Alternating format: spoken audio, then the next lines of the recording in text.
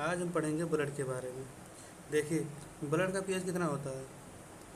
Blood का pH 7.4 है। ठीक है।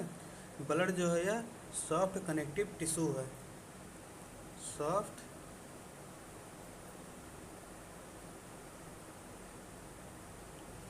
कनेक्टिंग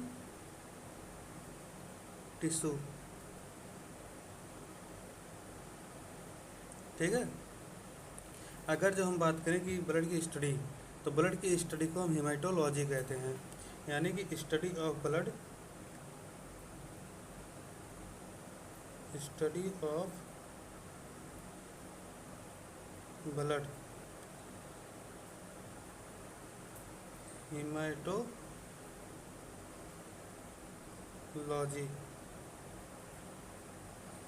हेमाटोलॉजी क्यों कहेगा? हीम का मतलब होता है ब्लड, और लॉजी का मतलब होता है स्टडी करना, यानी कि ब्लड के बारे में स्टडी करना, इसे हम हेमाटोलॉजी कहते हैं। ठीक है। अब देखते हैं कि blood blood is a specialised connective tissue consisting of a fluid matrix, plasma and formed element. यानी ब्लड जो है दो प्रकार के होते हैं, एक प्लाज्मा होता है और दूसरा फॉर्म्ड एलिमेंट होते हैं। प्लाज्मा जो है, ब्लड के अंदर प्लाज्मा 55% होता है।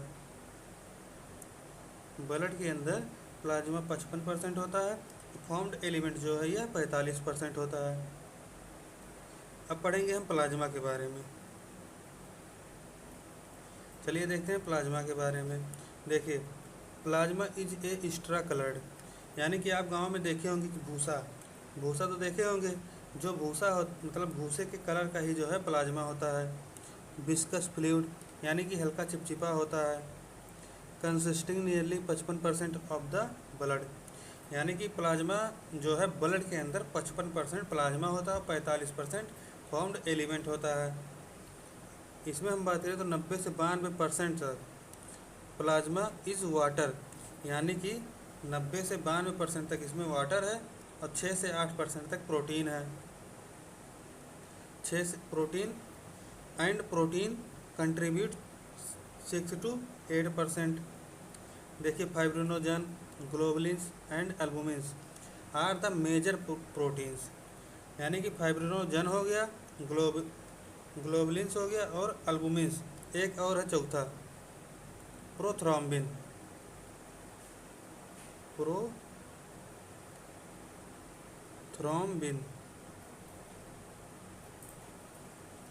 यह भी इसी के साथ होता है। अब देखिए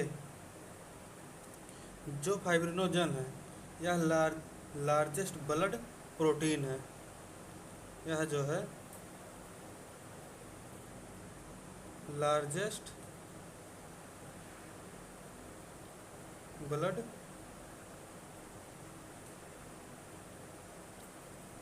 प्रोटीन है।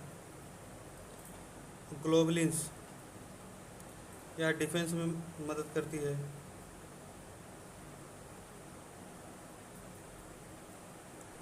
ग्लोबुलिन्स जो है डिफेंस में मदद करती है। और एल्बुमिन्स जो है, एल्बुमिन्स यह smallest and most abundant protein है।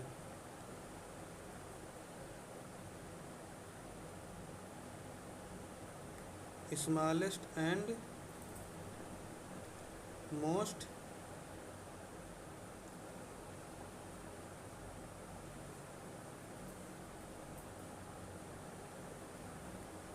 अबेंडेंट प्रोटीन है।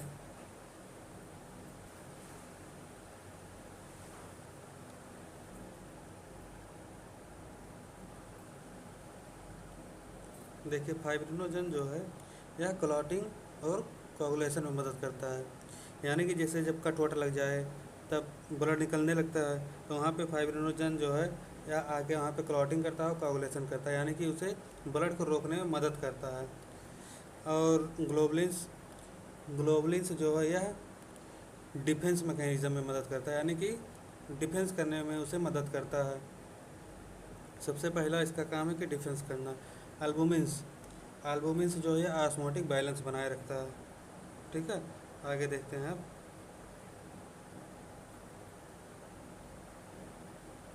यहाँ पे देखिए, fibrinogens are needed for clotting and coagulation of blood, यानी कि जब हमें कट लग जाती है तब यही जो फाइब्रिनोजन है यही आता है और क्लॉटिंग और कोगुलेशन करता है। Globulins, globulins primarily are involve in defence mechanism of the body, यानी कि जो ग्लोबुलिन्स है यह डिफेंस मैकेनिज्म में मदद करता है। And the albumins help in osmotic balance, और जो अल्बुमिन्स है यह हमारे ऑस्मोटिक बैलेंस को बनाए रखता है। Plasma, plasma also contains small amount of minerals, यानी कि प्लाज्मा के अंदर और भी बहुत से स्मॉल अमाउंट में, यानी कि स्मॉल मात्रा में, कम मात्रा में मिनरल्स होते हैं, जैसे कि सोडियम आयन हो गया, कैल्शियम आयन हो गया, मैग्नीशियम आयन हो गया, कार्बोनेट आयन हो गया, क्लोरीन आयन हो गया, आदि सब जो हैं इसके अंदर पाए जाते हैं। Glucose, amino acid, lipids are also present in the plasma as they are always in transit in the body, यानी कि ग्लूकोज हो गया, अमीनो एसिड हो गए, लिपिड्स हो गए, यह सब भी जो है प्रेजेंट होते हैं प्लाज्मा के अंदर, जो कि हमेशा ट्रांजिट करते हैं बॉडी को। Factors for coagulation or clotting of blood are also present in the plasma in an inactive form, यानी कि जो फैक्टर्स होते हैं क्लॉटिंग और कोगुलेशन के, यह इनएक्टिव फॉर्म में प्रेजेंट होते हैं। जैसे कट लगती है, जैसे देखिए ये है, अगर जो यहाँ पे कट लग गई, फाइब्रिनोजन या जितने भी मतलब जितने भी यहाँ पे फैक्टर्स हैं वह सब इनएक्टिव फॉर्म में होते हैं। जैसे ही कट लगी वह तुरंत एक्टिवेट होते हैं, यानी कि जैसे उन्हें कोई जगा दिया हो, तुरंत एक्टिवेट हो जाते हैं, कहाँ है कहाँ ढूंढने लगते हैं तुरंत, और जैसे ही कट लगता है तुरंत आके यहाँ पे अपना काम शुरू कर देते हैं, क्लॉटिंग और कोगुलेशन को करना शुरू कर देते हैं, यानी कि ब्लड यहाँ से फ्लो करने लगता है। तो यही फाइब्रिनोजन हो गया, ग्लोबुलिन्स हो गए, अल्बुमिन्स हो गया, यह सब आके तुरंत उसे डिफेंस करना शुरू कर देते हैं और उसमें क्लॉटिंग करना शुरू कर देते हैं। Plasma without clotting factor is called serum, यानी कि प्लाज्मा में से अगर जो हम क्लॉटिंग फैक्टर को हटा दें तो उसे हम सीरम कहते हैं। देखिए जैसे प्लाज्मा है, प्लाज्मा माइनस क्लॉटिंग फैक्टर,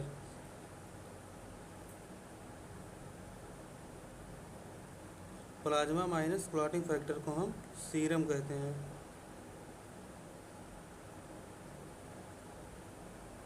है ना। यानी कि अगर जो हम प्लाज्मा में से क्लॉटिंग फैक्टर को हटा दें तो यह सीरम बन जाता है।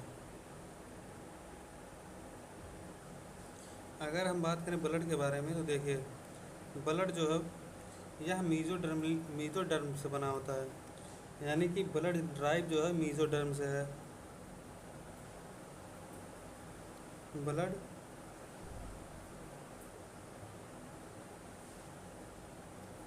ड्राइव्ड बाय मीजोडर्म, है ना। ब्लड जो है मीजोडर्म से बना होता है, इसलिए यह ड्राइव्ड होता है मीजोडर्म से। और अगर जो हम बात करें कि यह जो सभी फाइब्रिनोजन, ग्लोबुलिन्स, एल्बुमिन्स यह सब हैं, यह सभी फाउंड होते हैं लीवर सेल के अंदर, लेकिन जो ग्लोबुलर सेल्स होते हैं यह फाउंड होते हैं लिम्फोसाइट में। एक्सेप्शन है कि सभी जो है इसमें फाउंड होते हैं लीवर के अंदर, लेकिन जो ग्लोबुलर होता है यह फाउंड होता है लिम्फोसाइट में। ठीक है, तो आज हम यहीं तक रखते हैं। अगली क्लास में हम फाउंड एलिमेंट पढ़ेंगे। आज हम प्लाज्मा के बारे में सब जान चुके हैं।